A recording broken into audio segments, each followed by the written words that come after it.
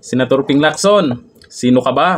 Subukan mo. Naku, grabing mga galawan nyo, halatado na. Galit na naman si Senator Marcoleta sa pinagagawa nyo. O ito, panoorin po natin ang video. Banat ni Senator Marcoleta tungkol po dyan sa ginagawang investigasyon di umno. Parang si Senator Marcoleta na ang iniimbestigahan dyan. O ito, panoorin natin ang video. Kung gusto mo makarinig ng ganito sa letra, subukan mo. Hindi ako nag-umpisa nito, ha? Silang nag-uumpisa nito. Kung ano-ano, nag-i-interview siya, o yan, pinalutang niya, i-course niya yung sabina sa aking opisina. Subukan mo. Iba na yata ang gustong imbestigahan ng Senate Blue Ribbon eh. Parang kayo na mismo. Ba't mo naman nasabi yun? Parang may CCTV, tapos kayo yung tinitingnan sa CCTV, parang araw-araw yata kayo iniimbestigahan. Baka narinig mo yung interview ni Senator Ping na nagpakuraw siya ng... Kasi nahanap niya nga si Gutesa kung nasa... So nagtanong-tanong yata. Ngayon, hindi malaman kung nasaan. Ano? Ngayon, tinanong siguro, paano niyo mapapasampina kung hindi niyo alam kung nasaan? Basta i-course ko yung sampina sa opisina ni Senator Marcoleta. Sabi ko naman sa sarili ko, paano niya gagawin yun? Uutusan niya ako? Ibibigay yung subpoena sa iyo para dalhin kay ano? Gano'n ba yan? Para utusan niya ako? Parang hindi na ganito yung ano yung legal at kung ano yung dapat natuntunin namin sa Senado. Hindi mo pwedeng utusan ang kapwa mo, Senador. Di ba? Anong dahilan? At anong authority niya? Kailangan nakabase lahat sa tuntunin, sa katwiran, sa batas. Bakit? Ako bang may custody kay Gutesa? Hindi nga. Dinala lang sa iyo. Kaya tatanungin ko siya, bakit mo ginor sa akin ito? Iniinsulto mo ba ako? Kung ayaw niyang makarinig ng ganun, kaya ko lang naman sinasabi, parang insulto naman sa akin yun. Ba't mo i-course sa akin? Sino ka ba? First of all, asan ang authority? Bakit mo sa akin i-course? Tsaka bakit pa CCTV ka? Sabi, dapat daw hindi ako onion skin. Hindi ako onion skin. Pero tinatanong ko, tama ba yung ginagawa mo? Ba't kinakailangan kunin mo yung CCTV nang dumating si Gutesa sa aking opisina? Kinunan pa niya kung anong oras eh. At kung sino yung sumundo. Alam ka naman pa susundo ko yung hindi ko kilalang tao o sunduin mo, merong isang taong nagngangalang ganito, nangako siya na pupunta rito, tingnan mo kung makakarating, kung hindi, wala tayong magagawa. Nagkataon naman dumating. So dumating daw at dinala sa aking opisina. Kanina pupunta yung tao, hindi ka akong kausap.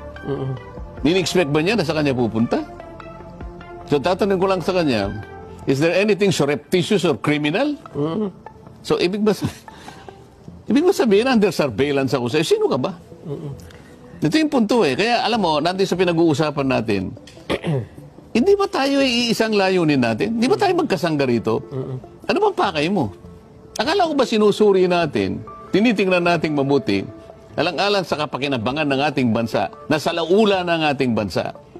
Ang aking pakay, matukoy natin kung sino ang malaking isda. Ba't tayo mo kung tulungan dito? Ba't imbes na tulungan mo kung ano pinaggagawa-gawa mo? Di ba? Kung gusto mo makarinig ng ganito sa letra, subukan mo. Hindi ako nag-umpisa nito, ha? Silang nag-uumpisa nito. Kung ano-ano, nag-i-interview siya, o yan, pinalutang niya, i-course niya yung sabina sa aking opisina. Subukan mo. Yun ang sasabi ko sa'yo.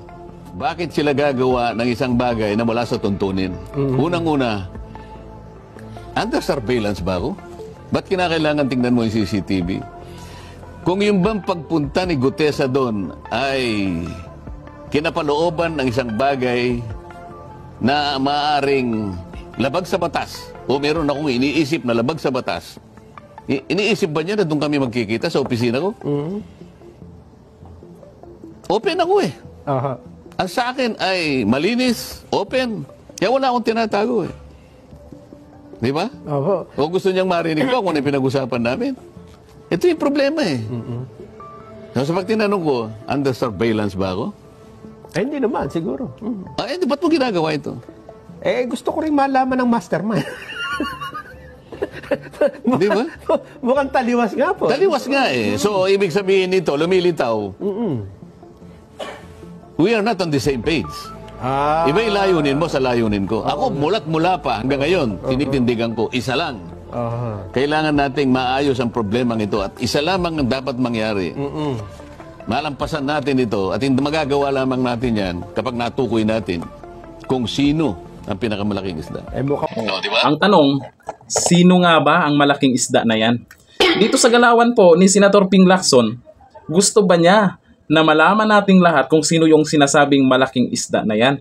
Kasi akalain mo ba naman, yung galawan, no? Pati si Senator Marcoleta, parang iniimbestigahan na rin sa tingin po ng iba at sa tingin din po ni Senator Marcoleta, ay hindi naman tama yung ginagawa nila. Kasi naman, hindi naman yun kay Marcoleta yung witness na yun. Inilapit lang sa kanya at alam natin kung sino. Tapos, itong ginagawa ni Senator Ping Lacson, naku po, subukan mo daw, Senator Ping Lacson. Isang magaling na abogado pa ang susubukan nyo?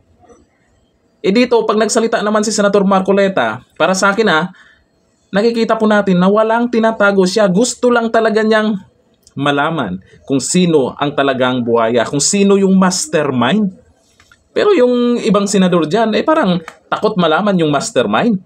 O dito, ayon po sa mga netizens, sa nakapanood po ng video na yan, na isinare po or pinost po ng Pilipinas Kung Mahal.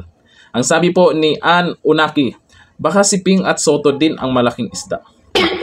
O baka naman lahat ng senador na kaalyado nila sangkot sa korupsyon. Yan, duda yan po ng karamihan dahil kung gusto natin malaman, magtulong-tulong lang kayo diyan sa Senado kung gustong malaman kung sino talaga yung dapat managot. Itong si Senador Marcoleta may lumapit lang sa kanya para ibunyag. Siyempre alam po natin pag Marines, matapang din yan.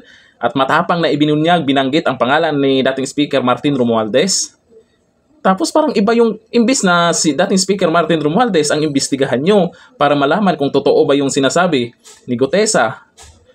Bakit parang si Senador Marcoleta itong iniimbestigahan na? Sa galawan na nga, hindi naman natin sinasabing siya talaga ang iniimbestigahan. Parang titingnan doon sa CCTV kung ano yung ginagawa nila Senator Marcoleta. Naku po, halata na. Sabi ni Grace Cosia, mas tiwala ako kay Marcoleta kahit kailan mo trust kay hindi mo no trust kay Lacson. Ay sa tiwala pa lang naman talaga. Mas marami talaga nagtiwala kay Senator Marcoleta. At daming nalungkot o nanghihinayang nung pinalitan siya bilang chairman ng Blue Ribbon Committee. O di ba nangyari? Nung pinalitan, gulo-gulo na. Hindi na natin alam kung saan papunta yung ginagawang investigasyon na yan. Kung matutuloy ba, tapos sinuspinde, tapos sino ba ipapatawag. Gulo-gulo na. Hindi na natin alam. Kung si Senator Marcoleta yung permanente o tuloy-tuloy na naging chairman ng Blue Ribbon Committee at naging tuloy-tuloy yung investigasyon, ay baka ngayon alam na natin, natumbok na kung sino po talaga yung pumaldo sa maanumalyang flood control. Ganun talaga. Pagdating sa ganyang problema, yung mga pumaldo dyan, guguluhin talaga yung investigasyon na yan. Yung kinita nila na bilyon o daan-daang bilyon, babawasan nila lang ilang milyon. Ay yung milyon ay malaking halaga. Di ba? Pwedeng gagalaw talaga ang mabibigyan nila. Sabi ni Sally, Marcoleta ang may malinis na investigasyon.